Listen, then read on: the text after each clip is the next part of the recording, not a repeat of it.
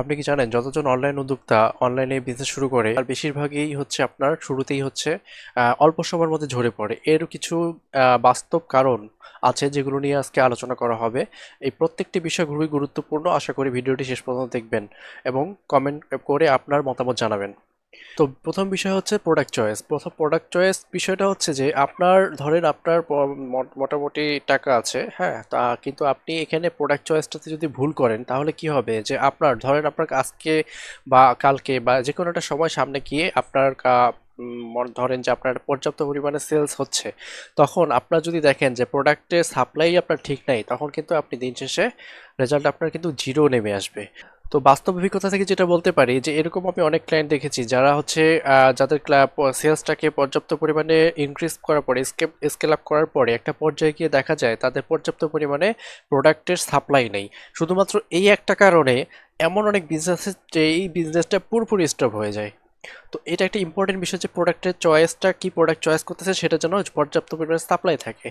Second যে অপশনটা বলবো, পয়েন্টটা বলবো, সেটা হচ্ছে যে প্রোডাক্টটা আপনি চয়েস করলেন বাট প্রোডাক্টটার প্রাইসটা আপনি কীরকম রাখতেছেন এটা আপনাকে দেখতে হবে। কারণ মার্কেটে আপনার যারা আরও কম্পিটিটর আছে তারা কি দামে প্রোডাক্টটা সেল করতেছে, আপনি যদি ওই দামে বা এর কাছাকাছি দামে সেল না করেন আর প্রথমে যদি আপনি মার্কেটে এসে, যেহেতু আপনার কি বিট করতে হবে তাদেরকে, তাদের সাথে প্রতিযোগিতা করতে হবে, তো প্রথমে যদি এমন একটা বাজেট আপনি দিয়ে রাখেন প্রাইসের, তাহলে কি হবে, আপনার যে কাস্টমারগুলো আসবে তারা কিন্তু আপনার এক কাস্টমার যখন আপনার একটা অ্যাড দেখবে, ওই অ্যাডের মতো তার নিউজ ফিডে আপনার আরও অনেক ধরনের অ্যাড চলে আসে। এটা ফেসবুকের অ্যালগোরিদম থেকে অটোমেটিক করা জিনিসটা।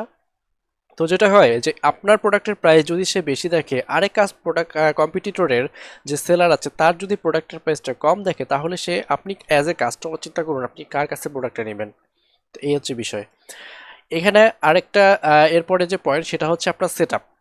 নতুন বিজনেস যারা স্টার্ট করে তাদের মধ্যে কিছু কমন ভুল আমি লক্ষ্য করি, সেটা হচ্ছে যে অনেকে চিন্তা করে আমি একটা ফেসবুক পেজ শুরু করেছি, এটা দিয়ে আমি কাজ করতে চাচ্ছি।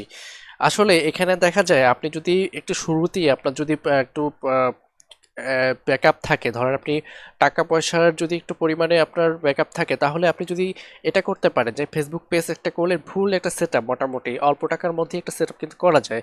যে একটা ধরেন একটা আমি যেটার কথা বলছি সেটা হচ্ছে ওয়েবসাইট, হ্যাঁ, ওয়েবসাইট বা ল্যান্ডিং পেজ। আপনার প্রোডাক্ট যদি কম হয় তাহলে আপনি ল্যান্ডিং পেজে যাবেন, আর যদি প্রোডাক্ট বেশি হয় তাহলে সেক্ষেত্রে আপনাকে ওয়েবসাইটে দিতে হবে।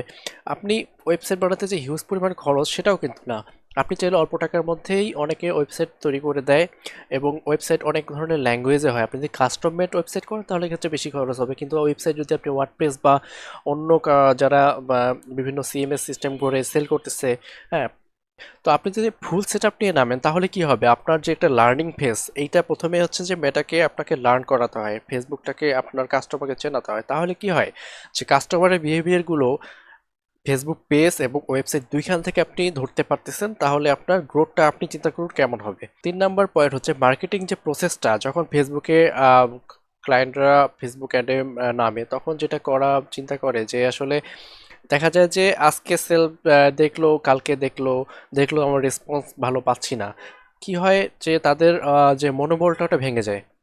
তো এখানে সবচেয়ে বেশি বিষয় হচ্ছে যেটা ইম্পর্টেন্ট সেটা হচ্ছে ধৈর্য এবং আপনাকে স্ট্র্যাটেজিক্যালি আগাইতে হবে। আপনি যদি ধৈর্য রাখেন বা যদি আপনি সঠিক কৌশল অ্যাপ্লাই না করেন তাহলে আউটপুট আপনার জিরো।